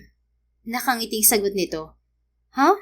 Kung makapagsalita ka parang hindi mo kayang bumili ng isang taon na supply ng ice cream ah. Natawa si Sylvester. Iba pa rin yung libre, Krista. Sasagot pa sana siya nang dumating ang libreng ice cream mula sa staff. There's your free ice cream, Krista. Nakangiting wika ni Sylvester. Bago pa tuluyang sumabog ang puso niya, ay pinagtuunan na lamang niya ng pansin ng ice cream. Sa sumunod na mga araw, habang patuloy ang pagtatrabaho ni Krista bilang assistant ni Sylvester, ay lalo silang napalapit ng binata sa isa't isa. Lalo ring lumalalim ang nararamdaman ng dalaga para sa binata. Teka, Sylvester, ano nga pala ulit yung sasabihin ko sa mami mo bukas? Tanong ni Krista sa binata nang ihatid siya nito sa apartment niya Biyernes ng hapon. Ayon sa lalaki ay bukas siya nito ihaharap sa ina nito. Kung ano yung napag-usapan natin, Krista, Don't worry about my mother. Mabait yun. Wala naman akong duda kasi mabait ka naman. Sagot niya na nagpangiti rito. I'll see you tomorrow, Krista. Salamat. Mag-ingat ka, okay? Masuyong tumango ang binata. Subalit sa halip na umalis ay nanatili itong nakatingin sa mukha niya, partikular na sa mga labi niya. Sylvester, may gusto ka pang sabihin? Mahinang untag niya. Tila na tauhang umiling to. I will go ahead now, Krista. I'll see you tomorrow. Kinabukasan ng hapon, sinundo ni Krista si Sylvester sa apartment nila ng kaibigan. Pagbukas ng dalaga ng pinto, sumalubong sa kanya ang gwapong mukha ni Sylvester. Hi, Krista. Malaki ang ngiting bati ni Sylvester. Nagwala ang puso niya sa presensyang yun ng binata, lalo na dahil napakagwapo nito sa itim na polo shirt na suot. Hi Sylvester. Are you ready to leave? Teka, kukunin ko lang yung bag ko. Sagot niya sa binata. Pagbalik niya ay dala na niya ang handbag. Sabay nilang tinungo ni Sylvester ang sasakyan nito. Hindi ba tayo aalis? Tanong niya nang nanatiling nakatingin sa kanya ang lalaki matapos niyang isuot ang seatbelt. I want to look at your face for a few more minutes, Krista. Ang ganda mo sa suot mo. Nag-init ang mukha niya. Suot niya ang bestidang binili sa kanya ng binata sa mall. Salamat, Sylvester. Maganda kasi itong damit na binili mo. It's not the dress. Kahit basahan pa ang isuot mo, maganda ka pa rin. Nagwala ang mga paru-paro sa tiyan niya. Ewan ko sa'yo, Sylvester Buenavista. Magmaneho ka na nga. Natawa ito bago nagmaneho. Kalahating oras ang nakalipas ay nakarating sila sa bahay ng mga magulang ni Sylvester. Mga magulang mo lang ang naghihintay sa atin, Sylvester? Tanong ni Krista sa binata pagbaba ng sasakyan. Yeah, wala dito si Ate Marigold at ang pamilya niya. Sagot ng lalaki. Humarap to sa kanya at hinawakan ng kamay niya. Nagwala ang puso ni Krista sa ginawa ng binata. Sylvester, yung kamay ko bakit hawak mo? Can you wear this for me? Tanong nito. Bago pa siya makapagtanong ay inilabas na ni Sylvester ang isang singsing mula sa bulsa ng suot na pantalon. Bakit may pasingsing ka? Magiging kanwaring manghuhula lang naman ako Nagtatakang tanong niya. Kung tama ang hinala niya ay engagement ring pa ang singsing. Will you please wear it for me? Masuyong tanong ni Sylvester. Nagtataka man, tumango na lang si Krista. Mabilis na isinuot ni Sylvester ang singsing sa kanya. Pagkatapos ay muli nitong hinawakan ng kamay niya. Let's go, Krista. Let's get inside. Nakangiting wika ng binata. Naguguluhan man sa inaakto ni Sylvester, nagpatianod pa rin siya sa lalaki. Pagdating nila sa loob ng bahay ay agad na sumalubong sa kanila ang mga magulang ng binata na sina Silver at Maggie Buenavista. Iho, nandito na pala kayo. Malugod na wika ng ginang. Nakangiti itong bumaling kay Krista. Krista, these are my parents. Mom, Dad, this is Krista Jane Borongan. Apo ng manghuhulang sinasabi ni Alexis. Malugod na binati si Krista ng mag-asawang Buenavista. Nabanggit ng pamangkin kong si Alexis ang tungkol sa pagkawala ng lola mo. I'm so sorry, Iha. Puno ng simpati ang wika kay Krista ng ina ni Sylvester. Salamat po, Mrs. Buenavista. Umiti ang ginang. Subalit natigilan ito nang bumaba ang tingin sa kamay niyang hawak ni Sylvester. Akmang magsasalita ang ginang nang tumikhim si Sylvester. Mom, Dad, I have something else to tell you. Krista and I are together. She's actually my fiancé. Nanlaki ang mga mata ng ina ni Sylvester. Tila nabingi naman si Krista sa narinig. Ano raw? Fiancé ako ni Sylvester? Kaya ba niya ako pinigsuot ng singsing? Pero wala naman yun sa napag-usapan naming sasabihin ko sa mga magulang niya. Wika niya sa sarili. Fiancé mo si Krista, Sylvester? Pakakasalan mo siya? Magpapakasal kayong dalawa? Sunod-sunod at tila hindi makapaniwalang tanong ni Mrs. Buenavista sa anak. Yes, Mom. Krista is my fiancé. Pakakasalan ko po siya. Walang gatol na sagot ni Sylvester. Paano nangyari yon, Iho? The moment I met Krista, I fell in love with her, Mom. Siya lang ang tanging babaeng nakapagpatibok ng puso ko. Kaya sigurado ako, siya ang babaeng nakalaan para sa akin. Seryosong sagot ni Sylvester sa ina. Pagkatapos ay bumaling kay Krista ang binata. Masuyo nitong pinatakan ng halik ang likod ng kamay niya bago sinalubong ang mga mata niya. I love you, Krista. Madamdaming deklara ni Sylvester. Tila nanikip ang dibdib ni Krista ng mga sandaling yon. Akma siyang magsasalita nang bigla ay nagdilim ang paningin niya. Nagising na lamang ang dalaga na nasa kandungan siya ni Sylvester. Agad siyang nahimasmasan nang makita niya ang nag-aalalang mukha ng binata. "Hey, Krista baby. You had me worried. You lost consciousness for 5 seconds. Puno ng pag-aalalang wika ni Sylvester. "I'm sorry. Hindi ko alam kung bakit bigla ako nawala ng malay." "Shh, it's okay baby. Do you need anything? Nagpakuha na ako ng tubig." Umiling si Krista. "Iho, iakyat mo muna si Krista sa silid mo." Narinig niya ang wika ng ina nito. Puno rin ng pag-aalala ang tingin sa kanya ng mag-asawang Buenavista. Tumango si Sylvester. Walang kahirap-hirap na binuhat siya ng binata patungo sa hagdan. "Sylvester, okay na ako. Ibaba mo na ako." Mahinang sambit niya sa binata. Sa halip na makinig ay dumiretso ito sa isang silid. "Take a rest, Krista. Kasalanan ko kung bakit bigla ka nawalan ng malay." Ani Sylvester pagkatapos siyang maingat na ilapag paupo sa kama. Kinagat ni Krista ang ibabang labi. "Kasalanan mo nga. Bakit hindi mo sinabi sa akin na may ganun kang plano, Sylvester? Hindi ako nakapaghanda sa magiging reaksyon ko at sasabihin ko sa mga magulang mo." Naupo si Sylvester sa tabi niya. Mapungay ang mga matang hinawakan nito ang isang kamay niya.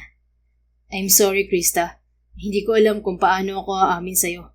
Kaya sa ganoong paraan ko idinaan ng pag-amin sa nararamdaman ko." Muling nagsimula ang paghuhurumentado ng dibdib ng dalaga. "Ha? Anong aaminin mo sa akin?" "Na mahal kita, Krista. That I'm in love with you. Hopelessly and irrevocably. And that I want you in my life. I want to have you for the rest of my life." Pakiramdam ni Krista ay mawawalan siyang muli ng malay sa sinabi ng binata. "Sylvester, anong sabi mo? Mahal mo ko?" Masuyong tumango si Sylvester.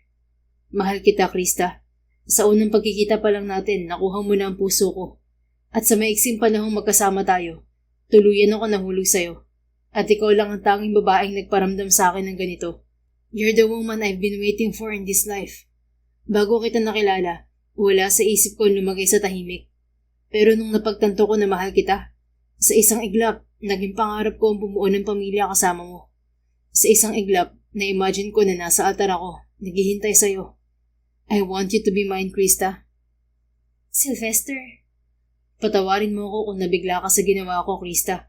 Buong buhay ko, ako ang nilalapitan ng mga babae. Kaya hindi ko alam kung paano ako didiskarte sa babaeng tanging nakakuha ng puso ko. Pero gusto kong malaman mo na sa kabila ng ginawa ko kanina, handa akong manligaw sa'yo. Tulad ng sinabi ko, gagawin ko lahat para makuha ang puso mo.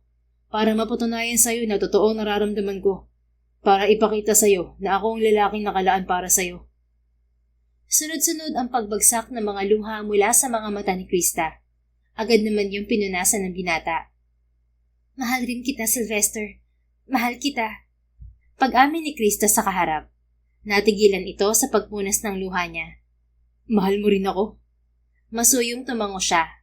"Oo, mahal kita, Sylvester. Bakit sa tingin mo nahimatay ako kanina? Kasi nag-malfunction ng sistema ko sa mga sinabi at ginawa mo." "Really? Nag-malfunction?" May naaaliwang ngiting tanong nito. Nakanguso siyang tumango. "Tuwing tinititigan mo kasi ako, pakiramdam ko lagi ako mahihimatay. Ganyan kalakas ang epekto mo sa aking lalaki ka. Noong una kitang nakilala, matinding atraksyon na ang naramdaman ko sa iyo, Sylvester. At habang nagkakasama tayo, lalong nahuhulog ang puso ko sa iyo. Hanggang sa namalayan ko na lang na mahal na kita. Na hinihiling ko na sana ikaw na lang yung lalaking nakalaan para sa akin. Para mahalin mo na rin ako sa huli. Pero sa totoo lang, hindi ko akalain na magugustahan mo rin ako. Kasi sabi ko sa isip ko, itatago ko na lang ang pagmamahal ko sa iyo dahil magkaiba tayo ng estado sa buhay." "I am that man, Krista. Ako ang lalaking nakatadhana para sa iyo. Ikaw ang babaeng nakatadhana para sa akin. Tayong dalawang para sa isa't isa. Hindi ako makapapayag na hindi. Sa tingin mo, mahalaga sa akin ang estado mo sa buhay? Sinabi ko na sa iyo dati na hindi ako ganun. Mas mahalaga na mahal kita." Buong pagsuyong wika ni Sylvester habang sapo ang mukha niya. "Mahal kita, Sylvester." Madamdaming sambit ni Krista. "Mahal din kita, Krista." Sagot nito bago inilapit ang mukha sa kanya. Sinakop ni Sylvester ang mga labi niya sa isang masuyo at marahang halik. Nang pakawalan siya nito ay hinawakan nito ang isang kamay niya. Will you marry me, Krista Jane Borongan? Ibibigay ko sa iyo ang lahat para mapasaya ka. Ipinapangako ko na paliligayahin kita sa bawat araw ng buhay ko. Ikaw lang ang mamahalin ko at wala kang magiging kahati sa puso ko, kundi ang mga magiging anak lang natin. Of course, I will marry you, Mr. Buenavista. Paano ako makakatanggi? Nauna mo nang isuot sa akin ng singsing. Tuso kang ang negosyante. Inuna mo pa ang singsing kaysa magtapat. Pabirong sagot niya bago sumeryoso. Gusto kong maging asawa mo. Ikaw ang gusto kong makasama sa habang buhay. Ikaw lang ang lalaking gusto kong maging ama ng mga magiging anak ko. Kaya oo, magpapakasal ako sa iyo, Sylvester. I love you so much, Krista. Thank you. Mahal na mahal din kita, Sylvester. Muli ay nagsalo sila sa isang walang kasing tamis na halik. Naputol lang yon nang may kumatok sa pinto ng silid. Pagbukas ni Sylvester ay bumungad sa kanila ang ina nito. Is everything okay, iho? Nag-aalalang tanong ng ginang. Yes, Mommy. Okay kami ng fiancé ko. Sagot ni Sylvester. Okay lang po ako, tita. Pasensya na po't nahilo ako. Sagot naman ni Krista. No worries. I'm glad you're okay, iha. And please call me Mommy from now on. Ngayon pakakasalan ka na ng anak ko ay parang anak na rin kita. Nakangiting sagot ni Maggie Buenavista na muling nagpainit sa sulok ng mga mata ni Krista.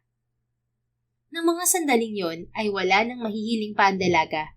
Nang muling sakupin ni Sylvester ang mga labi niya nang iwan sila ng ina nito. Lihim na nagpasalamat si Krista sa may kapal at sa abuela. Lola, salamat dahil ginabayan niyo ako patungo sa lalaking para sa akin. Sabit ng dalaga sa isip. Mahal kita, future Mrs. Buenavista. Masuyong sambit muli sa kanya ni Sylvester. Tila hindi ito nagsasawang sambitin yon ng paulit-ulit. Mahal na mahal din kita, Mr. Buenavista. Buong puso niyang tugon sa lalaki. 5 buwan nang nakalipas ay naganap ang pag-iisang dibdib ni Krista at Sylvester. Dinalohan yon ng mga importanteng tao sa buhay ng mag-asawa. Kahit kasal na si Krista kay Sylvester, ay ipinagpatuloy ng babae ang kanyang pag-aaral. 1 taon pagkatapos niya makagraduate ay isinilang niya ang panganay na anak nila ni Sylvester. Sinundan pa yon ng isa pa sa paglipas na mga taon.